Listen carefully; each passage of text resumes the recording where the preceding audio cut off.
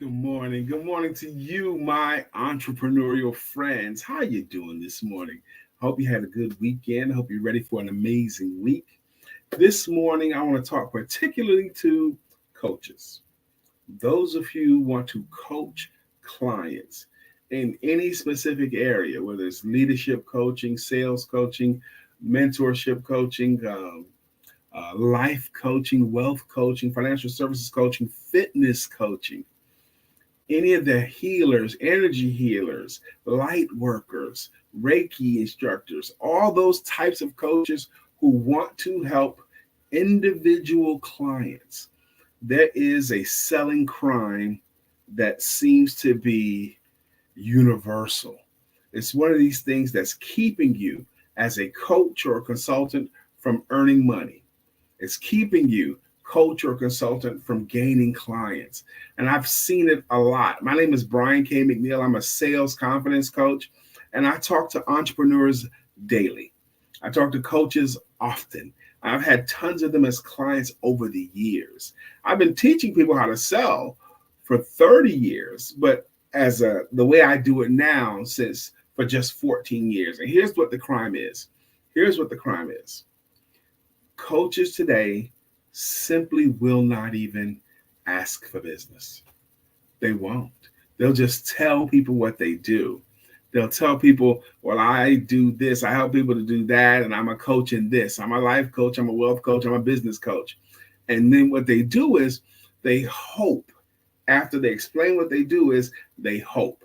They'll tell people what they do and hope that people will be so impressed by discovering what it is that they do that they will raise their hands and say, hey, can I hire you?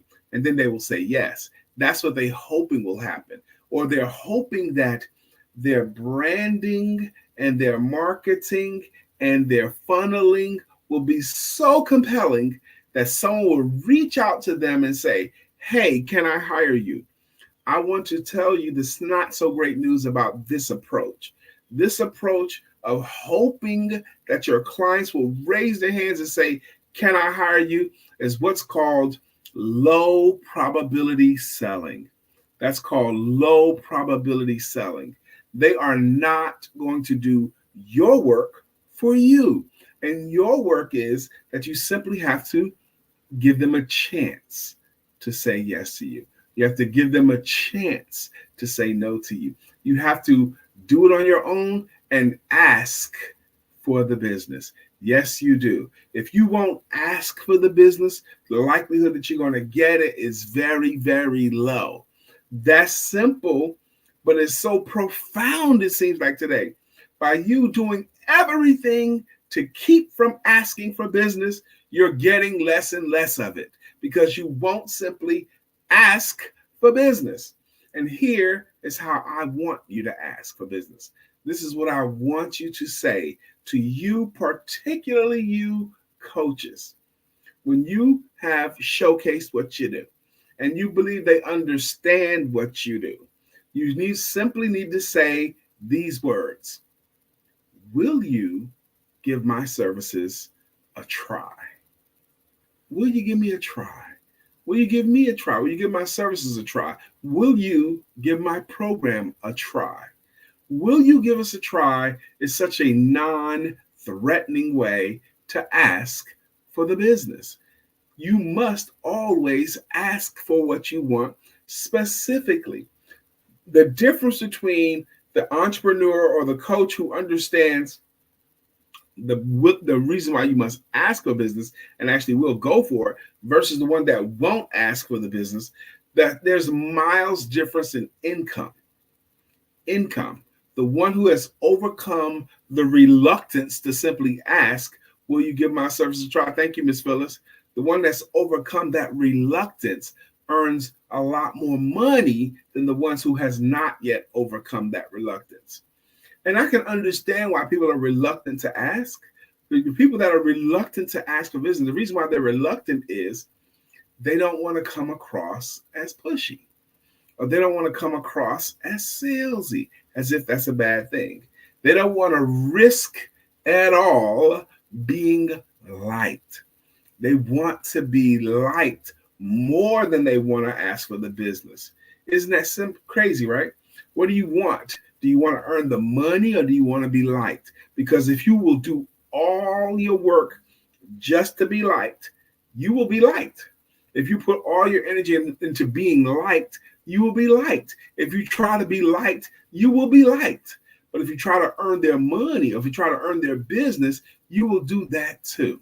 So my entrepreneur friends, I want you to do a little shift. Instead of focusing so much on being liked, and liked, why don't you focus on helping them? And the way you help them the best is by giving them an opportunity to say no to your services or yes to your services. Granted, I'm assuming that your services is good and that they'll be better off if they hire you. If you know they'll be better off if they hire you, you owe it to them to at least give them a chance to say yes. And again, thank you, Ms. Phillips, for posting that. The way I want you to ask for a business is simply this: will you give my services a try? Not formally asking for the business is the number one sales crime that I see coaches committing. Coaches, more so than others, are committing this crime that's keeping them from earning money, that's keeping them from gaining clients, because they simply won't ask for the business. You that have watched this video are no longer going to commit that crime. You're going to commit this simple phrase to your memory and use it. Whenever you believe they fully understand what they gain by working with you, when you believe they fully understand how they'd be better off working with you, simply say, will you give my services a try?